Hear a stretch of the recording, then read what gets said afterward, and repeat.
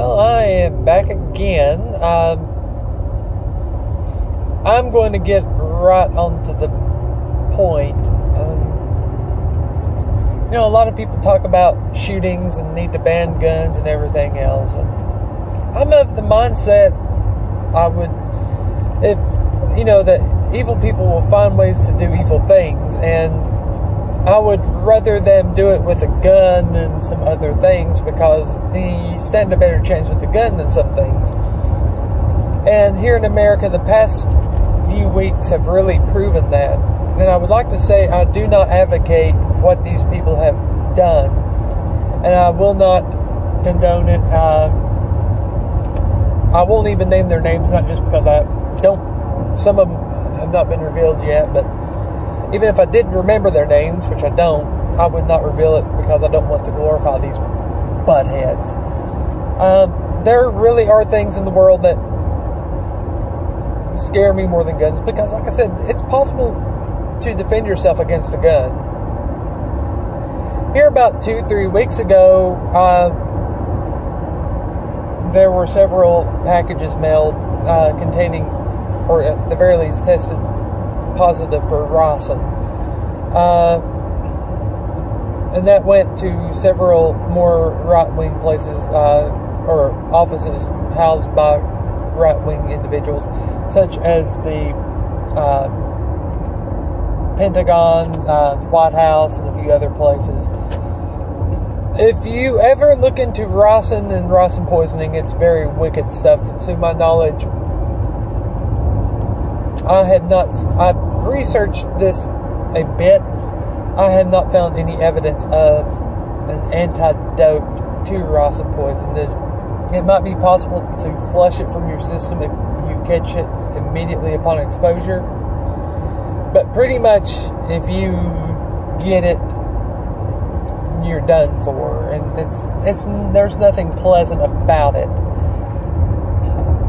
And today, it's been all in the news at all kinds of places.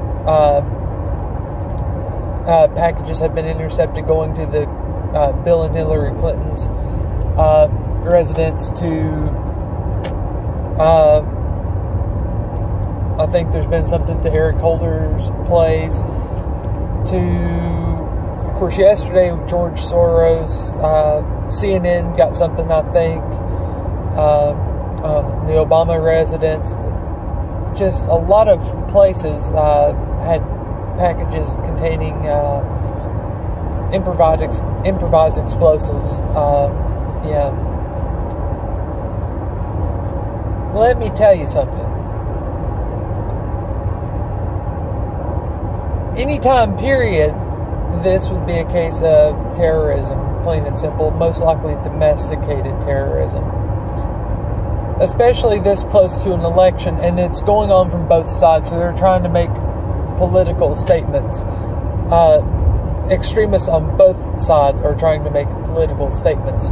And I'm telling you right here now, that is flat out terrorism. It shouldn't be tolerated.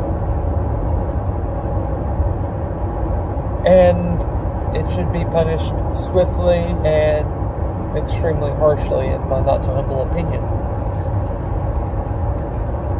But like I said, people wonder why I don't want guns banned or restricted. It's because one thing we've seen time and time again is evil individuals who are lacking morals and want to perpetrate evil will find ways to do it.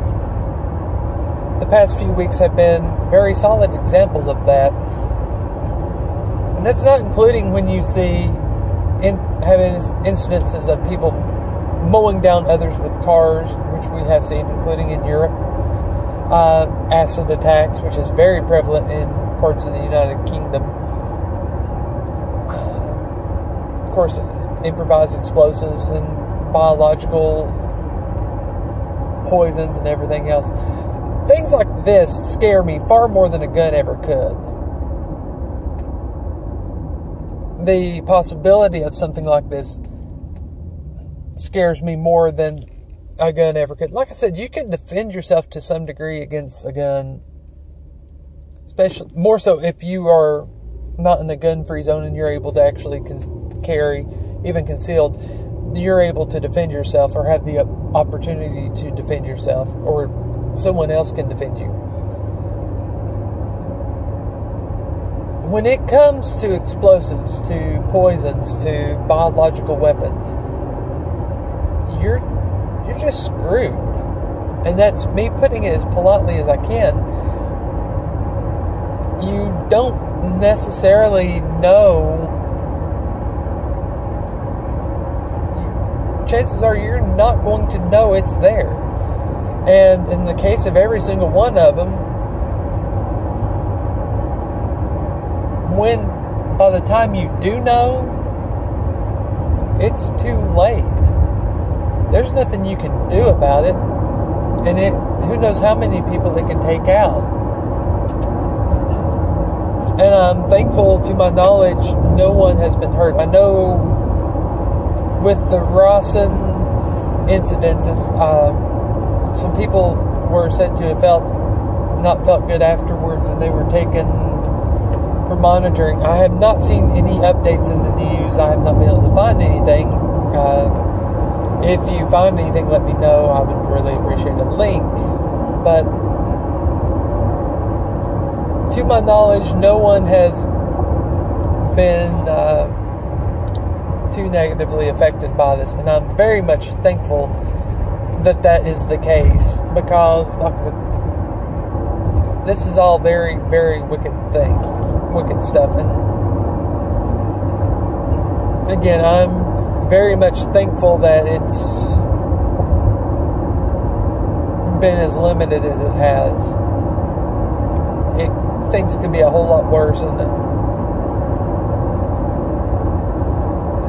I'm afraid it's going to get a lot worse.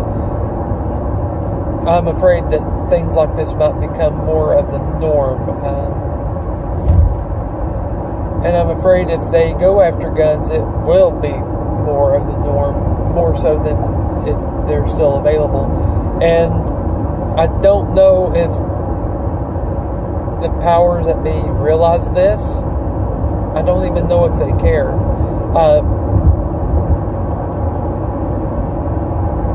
That is, if they do know, because it's very funny that this, or ironic, not funny, it's actually kind of upsetting, pathetic, and miserable, but I find it ironic that yesterday there was an article that the powers that be, like Bloomberg and all them, they're stepping up their game to bankrupt the NRA and gun rights groups through litigation. You know, they had new tactics and they're going to ramp it up. That was an article I saw just yesterday, last night. And then this happens today against left-wing individuals, including, I believe it's Governor Cuomo's office.